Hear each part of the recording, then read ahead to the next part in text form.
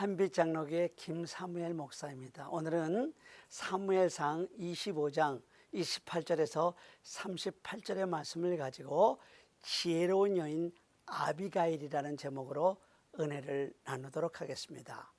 아마 연세가 드신 분들은 일명 갈색 폭격기라고 불렸던 전 세계 헤비급 세계 챔피언 조 루이스를 잘 아실 것입니다. 그는 프로 복싱 역사상 최고의 선수로 꼽힙니다.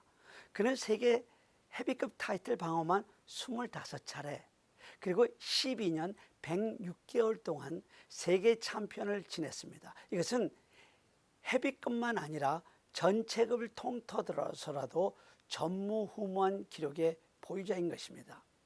2005년 링 매거진이 만장일치로 역사상 최고의 복서 100명 중 조 루이스를 그 중에 1위로 선정하였습니다. 또 그의 업적은 복싱에서의 업적을 넘어서 최초로 흑인이 스포츠에서도 성공할 수 있다는 선례를 남기게 되었습니다. 그런 그가 1942년부터 45년까지 제2차 세계대전에 참전을 했었는데, 그가 배속던 부대에 흑인을 니그로라고 하고 아주 무시하며 싫어하였던 상사가 있었습니다.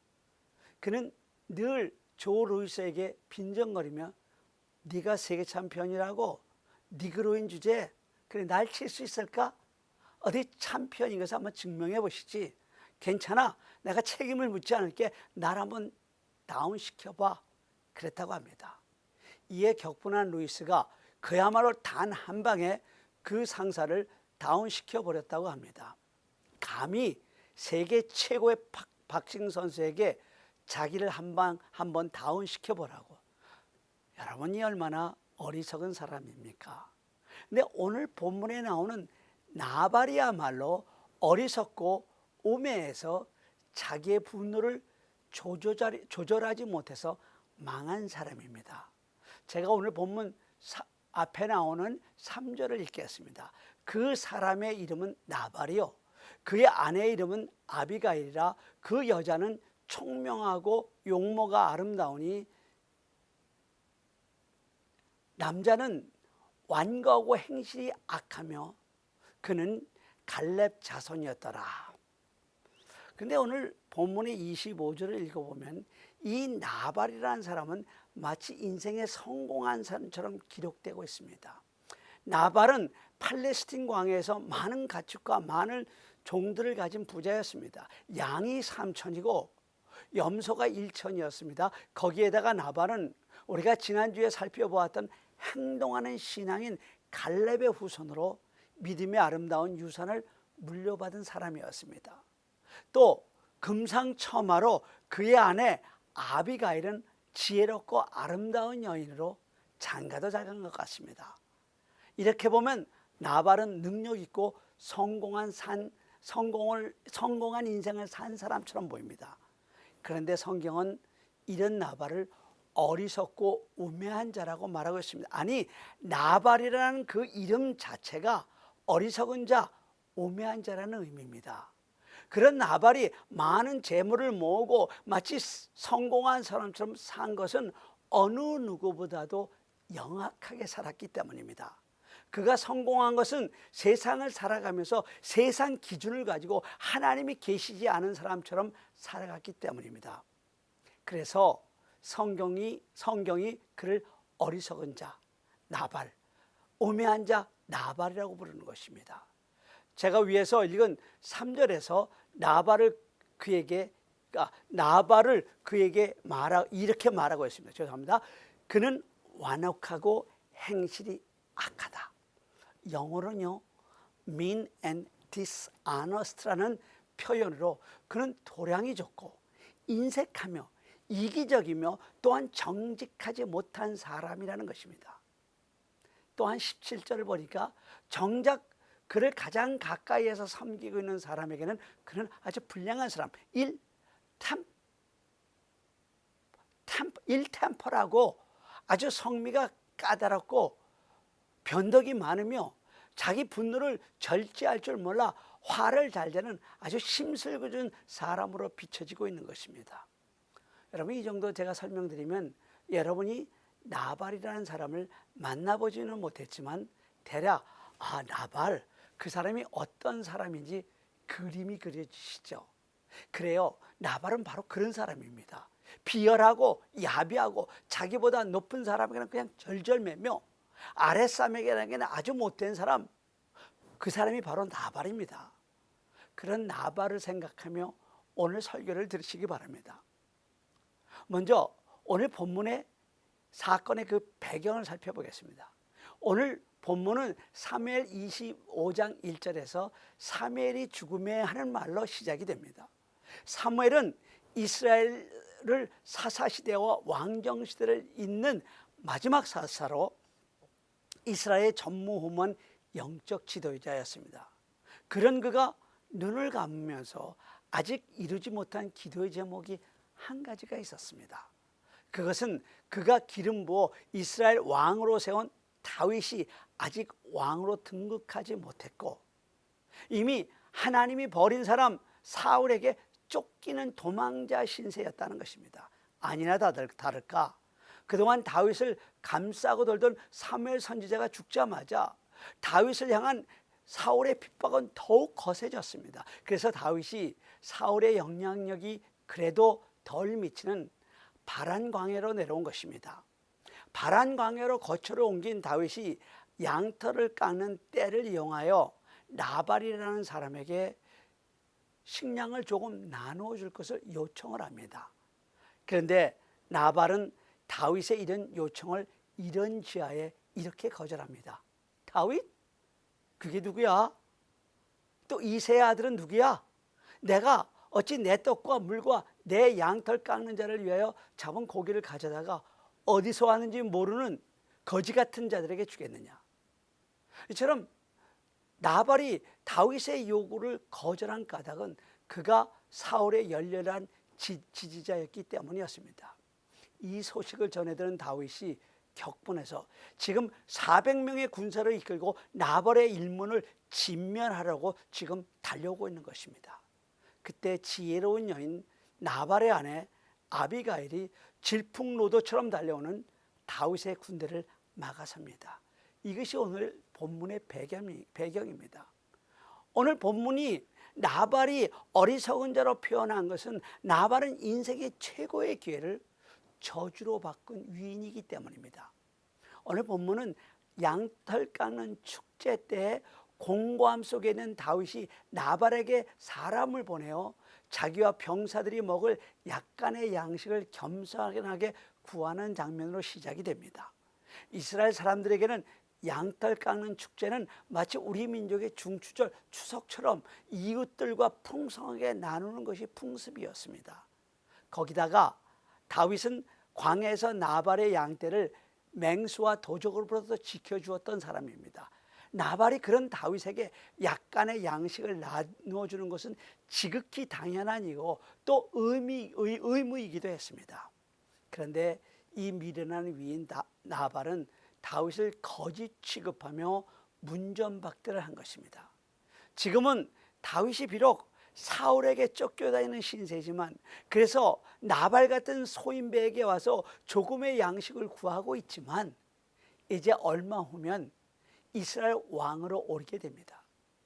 지금 이 순간 다윗이 곤고하고 어려운 순간 그가 가진 것으로 다윗에게 조금만 나누어 주었다면 다윗은 아마 일평생 동안 그 은혜를 잊지 않고 기억하며 나발의 든든한 후견인이 되었을 것입니다.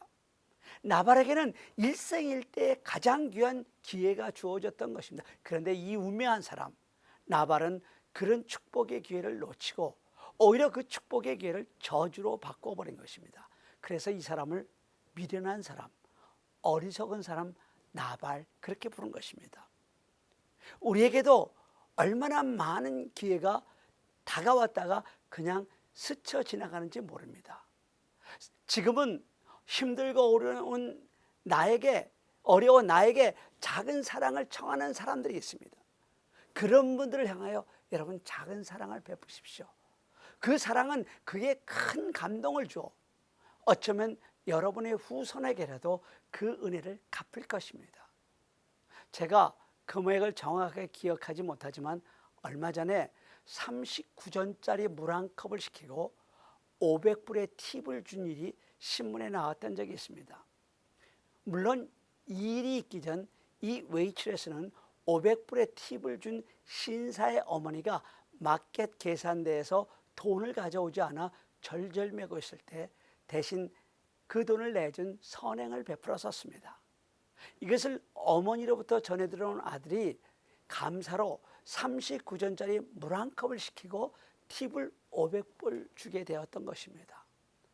우리에게 다른 사람을 도울 수 있는 그 무엇이 있다는 것은 바로 기회입니다.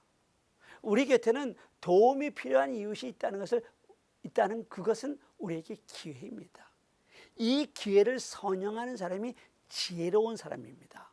그런 기회를 오히려 저주로 바꾼 나발의 결국이 어떻게 되었습니까? 38절을 제가 읽겠습니다.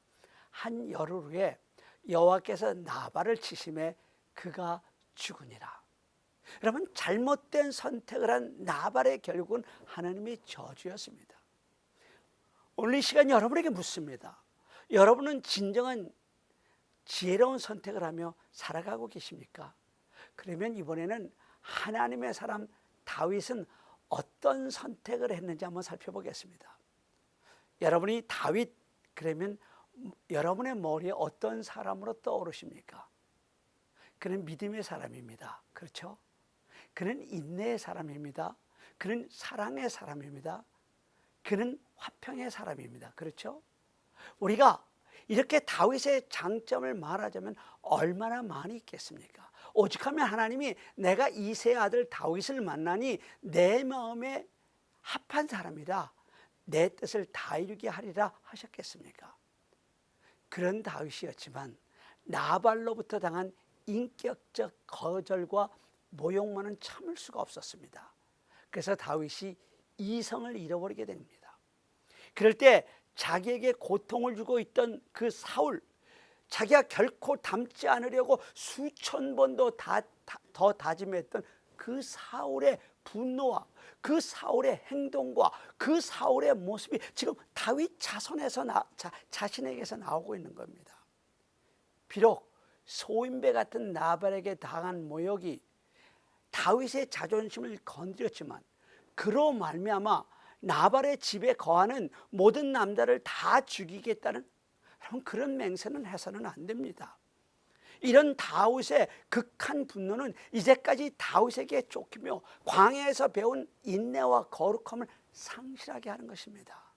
그리고 기름 부음을 받은 자의 진정한 정체성을 잃어버리게 하는 것입니다. 나발로부터 받은 그 모욕과 멸시 그리고 극심한 분노만이 다윗을 지금부터 지배하기 시작을 하는 겁니다. 그래서 그의 거룩한 영성이 이제 한낱 소인배인 나발과 싸우는 타락한 영성으로 전락해버리는 것입니다. 어쩌면 다윗은 그동안 사울로부터 당한 고난과 아픔과 서러움을 몽땅 다 엄청난 분노에 실어서 만만한 상대인 나발이라는 소인배에게 토해내고 있었을지도 모릅니다. 그렇다면 다윗의 이런 모습이 그를 그처럼 핍박하는 사울의 모습과 무엇이 다릅니까? 더욱 안타까운 것은 다윗의 이런 경로는 그동안 다윗을 화해와 긍휼 그리고 축복의 사람으로 빚어오시던 하나님의 모든 계획을 한꺼번에 무너뜨리는 위기에 놓이게 되었던 것입니다. 그래서 사실 사무엘상 25장의 이 사건은 나발의 위기라기보다는 오히려 하나님의 사람 다윗의 위기의 이야기인 것입니다. 여러분은 어떻습니까? 지금 믿음으로 살려고 얼마나 노력하셨습니까? 그동안 하나님의 말씀으로 살기 위해서 얼마나 기도하며 피나는 노력을 하셨습니까? 그런데 어느 한순간 너무너무 억울하고 기막힌 일을 당할 때 그 억울함에 그를 향한 분노에 온통 여러분의 마음을 빼앗겨서 그동안 갖고 온 그 믿음의 삶을 순간에 망가뜨리고 있지는 않으십니까? 이처럼 억울함, 분노, 부정적인 일들에 너무 많은 에너지와 관심을 모으는 것은 우리로 하여금 더 긍정적인 하나님의 부르심으로 나아가는 것을 막는 사탄의 계략입니다. 그래서 그럴 때일수록 정신을 더욱 바짝 차려 나를 향하신 하나님의 뜻을 바라보아야 합니다. 그런 면에서 역시 다윗은 위대한 믿음의 사람이었습니다. 그는 아비가일을 통해서 들려주시는 하나님의 음성을 들었을 때 곧 그의 극한 분노를 접고 돌아설 줄 아는 사람이었습니다. 비록 내가 가고 있는 길이 내가 원하는 길이고 내가 선택한 길이지만 그 길이 하나님의 뜻이 아니라면 그 길을 단호하게 포기하고 돌이킬 수 있다는 것은 역시 다윗의 위대한 점이었습니다.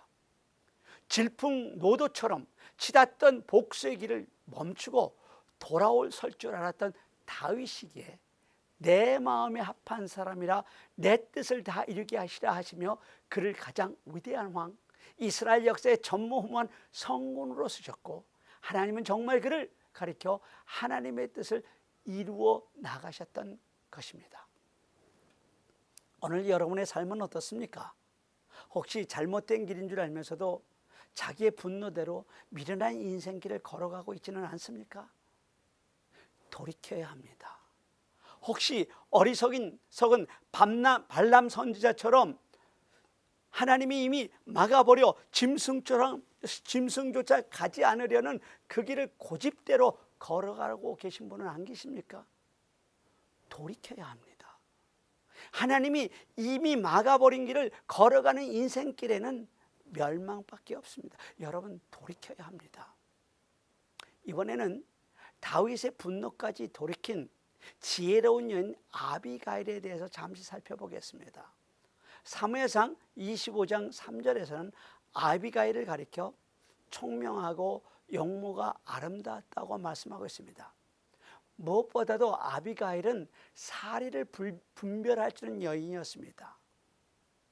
자기 종들에게 그 종들이 전해주는 이야기를 듣고 그녀는 사태의 심각함을 알았습니다. 그래서 조금 더 지체하지 않았습니다. 아비가일은 문제가 생겼을 때 문제를 풀어갈 수 있는 그 방법과 그 시기를 잘 결정할 줄 아는 지혜로운 여인이었던 것입니다. 그래서 아비가일은 종들에게 즉시 지시해서 떡 200덩이와 포도주 2가죽 부대와 그리고 잡아 준비한 양 5과 볶은 곡식 5세와 건포도 100송이와 무화과 뭉치 200을 급히 취해서 나귀에 싣고 지금 복수심과 하늘을 찌를 듯한 분노로 군사 400을 이끌고 질풍노도처럼 달려오는 다윗 앞으로 나가 코를 땅에 엎드리면서 자기 남편의 잘못을 용서해 줄 것을 호소하고 있습니다. 아비가일은 겸손하게 그러나 진정한 마음을 실어서 다윗을 향하여 하나님의 인도하심과 계획을 이야기하면서 다윗에게 미련을 행한 자기 남편을 용서해 줄 것을 간절히 호소하고 있는 것입니다. 그때 비로소 다윗이 하늘을 찌를 것 같았던 그의 노를 풀고 아비가일의 청을 들어줍니다. 그러면서 아비가일의 지혜를 칭찬하며 오히려 아비가일을 이렇게 아비가일에게 감사를 합니다. 제가 32절과 33절을 읽겠습니다. 다윗이 아비가일에게 이르되 오늘 너를 보내어 나를 영접하게 하신 이스라엘의 하나님 여호와를 찬송할지어다. 또 지혜를 칭찬할지며 또 내 복이 있을지어다. 오늘 내가 피를 흘릴 것과 친히 복수하는 것을 내가 막았느니라. 여러분 지혜로운 말이 이처럼 중요합니다. 이탈리아 나폴리의 한 공장에서 성악가를 꿈꾸는 한 소년이 있었습니다. 그는 그 꿈을 이루려고 첫 발자국을 내디디게 됩니다. 공장에서 일하며 어렵게 모은 돈을 들고 학원으로 레슨을 받으러 갔습니다. 그런데 배가 불뚝하게 나온 선생님이 이렇게 이런 지하에 그의 레슨을 거절합니다. 넌 자질이 없어.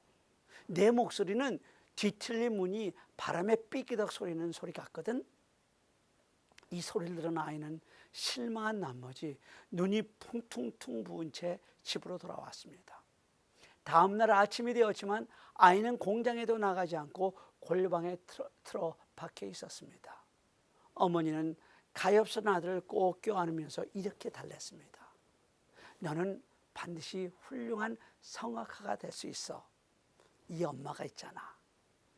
아이는 하지만 엄마, 레슨 선생님이 내 목소리는 뒤틀린 문이 바람에 삐그덕 소리 같다고 했어 하며 엉엉 울기 시작했습니다. 어머니는 아들을 이렇게 위로했습니다. 아들아, 귀를 기울여 보렴. 지금 창문을 두드리고 골목을 빠져나가는 저 바람 소리를 들어보렴. 아이는 숨을 멈추고 창밖을 향해 귀를 세워 쏴 하고 지나가는 바람 소리를 들었습니다. 처음에는 그냥 바람 소리만 들릴 뿐이었는데 곧 마치 신선한 아침 햇살과 달콤한 벌꿀을 섞고 발효시킨 파이의 맛처럼 담백하고 좀 더 귀를 기울여 들어보았더니 아름다운 목소리처럼 들리기 시작했습니다. 사랑스럽게 아들을 지켜보던 어머니가 말했습니다. 바로 네 목소리가 저 목소리와 같단다. 넌 틀림없이 할 수 있어. 아이는 활짝 웃으며 창문을 열어 제치고 바람이 연주하는 음조를 따라서 노래하기 시작했습니다. 여러분, 바로 이 아이가 목소리 하나로 전 세계를 정복했다는 평을 듣고 있는 20세기 최고의 테너라고 불리는 앙리코 카루소입니다. 그는 나폴리, 카이로, 이탈리아 전국과 브라질 그리고 프랑스 파리에서 선풍적인 공연을 하고 드디어 1903년에는 뉴욕의 메트로폴리탄 오페라 하우스에 서게 되었습니다. 대대적으로 성공적인 공연을 이루었습니다. 그 후 그는 유리창을 통해 전해오는 바람의 숨결이라는 별명이 붙여졌으며 이때부터 카루소의 신화가 생겨나기 시작했던 것입니다. 그야말로 바보 같은 배뚱땡이 성악 선생이 내 목소리는 뒤틀린 문이 바람에 삐끄덕거리는 소리 같거든 하였던 그 노래가 세계적인 성악가 카루소의 전주곡이 될 줄 누가 알았겠습니까? 아들아, 너는 할 수 있어. 격려하였던 단 한 사람, 그의 어머니의 그 격려가 카루소를 세계의 테너로 만들었던 것입니다. 여러분, 말이 이처럼 중요한 것입니다. 물론 그 반대 케이스도 얼마든지 있습니다. 촌천살인이라는 말처럼 한 치밖에 안 되는 바늘을 가지고 사람을 죽일 수 있습니다. 세치의 혀로 사람을 감동시킬 수도 있고 파멸시킬 수도 있었습니다. 한 여류 작가가 열심히 그림을 그려 처음으로 전시회를 열었습니다. 그런데 어느 평론가가 그의 작품을 구경한 후 그림에 대해서 이런 평가를 내놓았습니다. 당신 작품은 재능도 보이고 마음도 담겨져 있으나 아직 깊이가 부족해. 그 후 이 화가는 재능도 보이고 마음에 와닿는다는 그 칭찬은 다 잃어버리고 깊이가 부족하다는 말에만 마음이 걸렸습니다. 그 후 그녀는 깊이라는 두 글자에 집착을 하게 됩니다. 그리고는 깊이 있는 작품을 만들어야 한다는 집념에 사로잡힙니다. 그러나 깊이를 진전시키지 못하는 자신의 몸을 술과 약물로 혹사시켜 아름다웠던 모습은 고뇌와 집착으로 엉망되어 갑니다. 급기야는 살아갈 의욕조차 잃어버린 그녀가 결국 깊이를 알 수 없는 자신의 그 그림을 전부 다 찢어버리고 139m의 높이의 절벽에 의해서 그 깊이를 알기 위해서 온 몸을 그 아래로 던져버렸습니다. 이것은 깊이의 강요라는 단편소설의 내용입니다. 무심코 던진 말 한마디의 말이 얼마나 무서운 결과를 가져왔는가 하는 것을 보여주는 것이 이 작품입니다. 그러나 문제는 다른 사람들의 이야기가 아니라 나는 어떤 사람인가 하는 것입니다. 나는 혹시 상대방의 분노에 충동질하여 사람들을 파멸로 몰아넣는 모습을 가지고 있는 사람이 아닌가 하는 것입니다. 나는 혹시 책임지지 못할 말로 툭 하면 공동체의 분란을 일으키는 사람이 아닌가 하는 것입니다. 이 시간 나 자신을 돌아보고 잘못된 것을 돌이키는 지혜가 있기를 여러분에게 있기를 간절히 바랍니다. 지혜로운 여인 아비가일은 진심 어린 호소로 악하고 미련한 한 사람의 죄악으로 멸망당할 뻔한 한 가문을 살려내고, 또한 하나님의 사람 다윗의 분노에 집착하여 어리석은 소인배를 죽여 그의 명예를 오점으로 남기고 하나님의 영광을 가리는 일을 할 뻔했던 그 다윗을 막아내었습니다.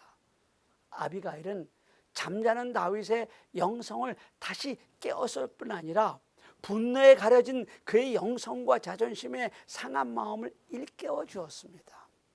아비가일은 한 영혼이 하나님께서 원하시지 않은 파멸의 길로 갈 때 그에게 나서서 겸비하고 진솔할 뿐만 아니라 하나님의 뜻이 어디 있는가를 알려줄 줄 아는 영적으로 깨어 있었던 사람이었습니다. 만약에 지금 당신 곁에 급박하게 달려가는 당신의 발걸음을 돌이키고 당신의 삶 속에서 하나님이 원하시는 삶이 무엇인지 깨닫게 하는 아비가일 같은 사람이 있다면 당신은 참으로 행복한 사람입니다. 만약 당신 곁에 당신이 좌절하고 절망하고 있을 때 다시 일어나라고 하나님이 걸어가기를 원하시는 그 길을 함께 가자라고 격려해 줄 수 있는 영적으로 깨어있는 사람이 있다면 당신은 행복한 사람입니다. 아니, 하나님은 다른 사람이 아닌 당신, 바로 당신이 바로 그 역할을 감당하시기를 원하시기에 오늘 이 시간에 당신에게 아비가일의 이야기를 들려주신 것입니다. 어떤 집사님이 교회 친구들과 함께 다른 사람의 흉을 함께 보고 있다가 다른 사람에 관해서 이야기를 너무너무 싫어하는 부인을 슬쩍 바라보았습니다. 그때 부인이 한쪽 눈을 가리고 자기를 바라보더라는 것입니다. 그 모습을 보고 집사님이 나누던 대화를 딱 끝냈다고 합니다. 그런데 옆에 있는 다른 집사님이 그 모습을 본 것입니다. 그리고는 아니, 한쪽 눈을 가리는 의미가 무엇이냐고 짓궂게 물어보았습니다. 마지못해 부인이 이렇게 설명합니다. 두 눈 뜨고 못 봐주겠다는 경고라는 것입니다. 참으로 지혜로운 부인입니다. 오늘 본문의 한 가지 사건을 보면서 세 가지 선택의 모습을 함께 살펴보았습니다. 이것은 우리 속에는 세 가지의 속성과 세 가지의 삶의 방식을 보여주고 있습니다. 나발을 통해서는 어리석은 인생이 무엇인가, 그러한 삶의 근거를 두고 있는 사람이 어떤 결과를 맞이하는 것을 살펴보았습니다. 다윗을 통해서는 비록 우리가 원만하고 좋은 그리스도인처럼 여겨질 때도 있지만 다윗 속에 있는 사울의 모습이 나타날 때를 경계하며 재빨리 돌이킬 줄 아는 영성이 필요함을 보았고, 아비가일을 통해서는 지혜로움이 무엇인지, 그리고 지혜로운 말이 얼마나 큰 능력이 있는지를 배웠습니다. 하나님은 후에 그 아비가일을 다윗의 아내로 주시는 축복도 주셨습니다. 여러분, 지금 깊이 생각해 보세요. 나는 과연 어떤 사람인가? 우리 한번 같이 기도하시겠습니다.